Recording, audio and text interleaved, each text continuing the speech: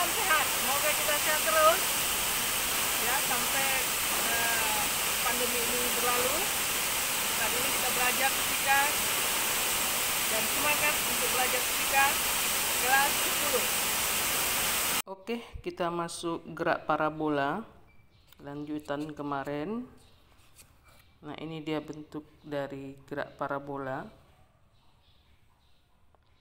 Bentuknya seperti parabola ya. Apa itu gerak parabola?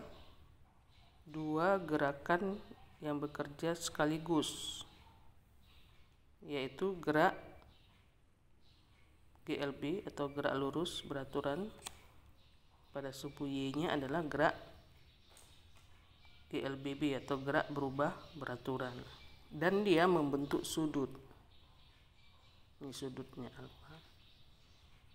Nah, pada titik-titik tertentu, ini misalnya titik O, A, B, C, D, kita mau melihat berapa waktunya, berapa kecepatannya. Sekarang kita masuk ke titik tertinggi dulu. Misalnya ini titik A, ini O, A, B, titik B, titik tertinggi. Berapa waktunya? Gitu ya. Makanya kita buat judulnya waktu untuk mencapai titik tertinggi. Ya, ini dia gambarnya gerak parabola. Ini misalnya tadi sudut alfa. Ini gerakannya.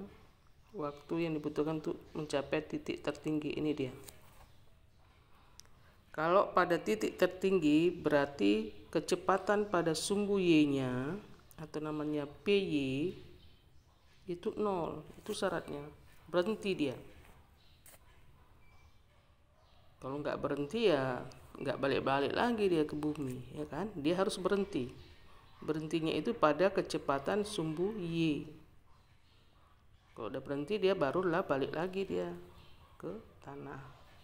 Itu syaratnya untuk mencapai titik tertinggi, kecepatan pada sumbu Y-nya itu 0. Jadi kalau kita turunkan rumusnya, pada sumbu Y itu kan GLBB, yaitu rumusnya V sama dengan V0 kurang G kali T, kan gitu ya. Tapi pada gerak parabola karena dia membentuk sudut, VY-nya sama dengan V0 itu kalau dijabarkan rumusnya kemarin itu adalah yang sudah kita pelajari. Ini diuraikan pada sumbu Y. Ini kan sama apanya dengan di sini. Berarti depan per garis miring. Namanya rumusnya adalah sin. Makanya PY-nya di sini adalah P0 sin alfa. Jadi P0 di sini adalah P0 Y-nya. P0 sin alfa kurang G kali T. Ya, tadi PY-nya adalah 0. Sehingga ini jadi 0 sama dengan P0 sin alfa kurang G kali T. Dari rumus ini keluarkanlah T-nya. T-nya sama dengan P0 sin alfa per G. Inilah rumus waktu untuk mencapai titik tertinggi. Waktunya adalah rumusnya P0 sin alfa per G. Gitu ya. Kamu hafal ini rumusnya. Lalu waktu yang dibutuhkan untuk kembali ke tanah, atau istilahnya berapakah waktunya selama di udara. Berarti selama di udara kan mulai dari sini sampai sini, gitu ya. Nah, itu waktunya berapa? Apa rumusnya? Kalau kita perhatikan waktu dari titik, misalnya titik O, ini tadi kita buat B, C, D, E. Waktu dari O ke C itu kan sama dengan waktu dari C ke E. Iya kan?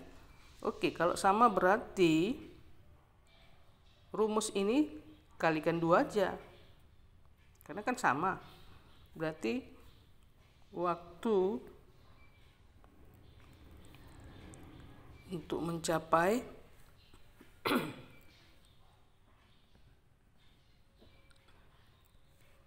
titik terjauh, atau bisa juga waktu selama di udara. Selama di udara ya, sama itu ya. Waktu untuk berapa lama waktu selama di udara bendanya ya, sama. Kalikan 2 aja, yaitu T sama dengan 2 P0 sin alfa per G. Inilah rumus waktunya selama di udara, atau untuk mencapai titik terjauh ya.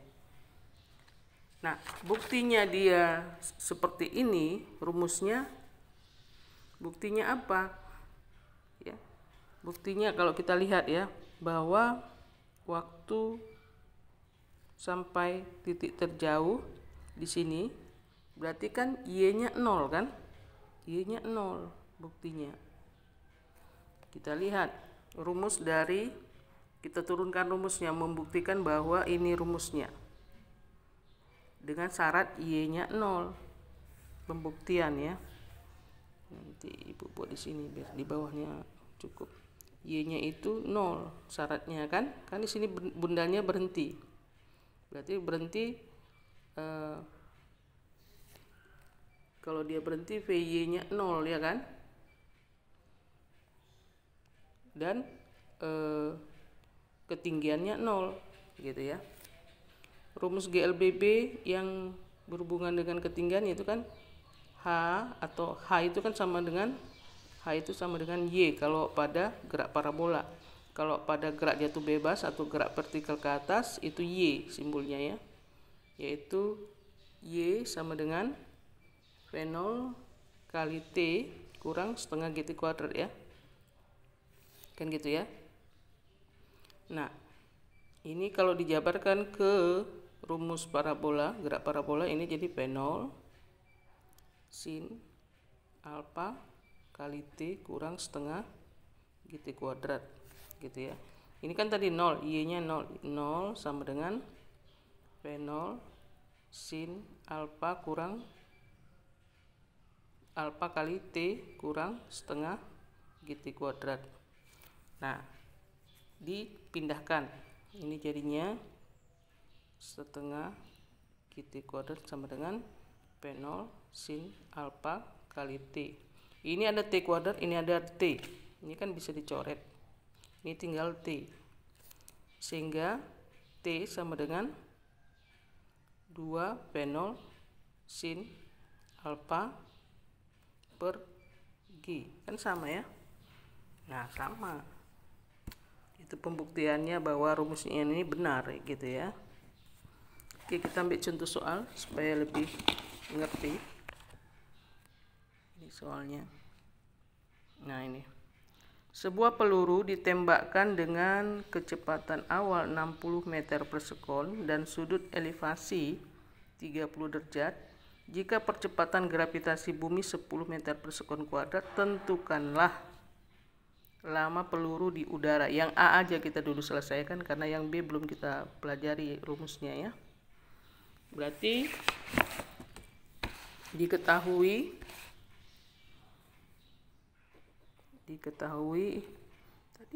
tadi P0-nya adalah 60 meter per sekon, lalu alfanya 30 derajat, G-nya 10.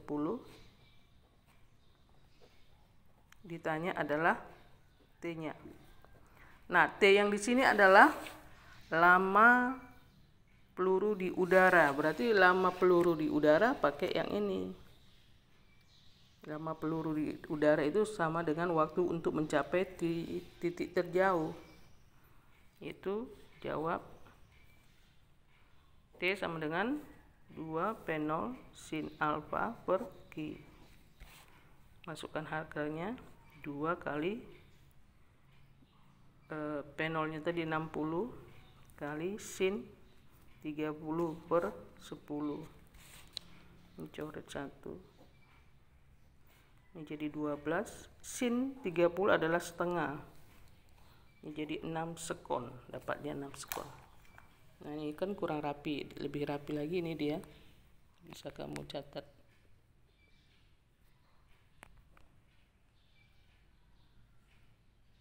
Nah ini lebih rapi lagi.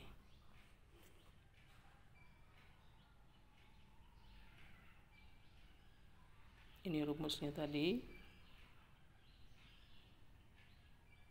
Ini contoh soalnya. Oke, sekian dari Ibu. Kalau tidak mengerti, kamu buat pertanyaan di komen. Ya. Untuk lebih mantap lagi kamu atau semakin pintar, harus kamu latih. Ya, latih diri dengan Ibu kasih contoh. Ibu kasih soal ini ya. Soalnya satu soal aja yang nomor 5. Sebuah bola ditendang dengan mengikuti gerak parabola. Jika titik tertinggi yang dapat dicapai 45 meter dan G sama dengan 10 meter per sekon kuadrat, lama bola di udara adalah. Nah ini pilihannya.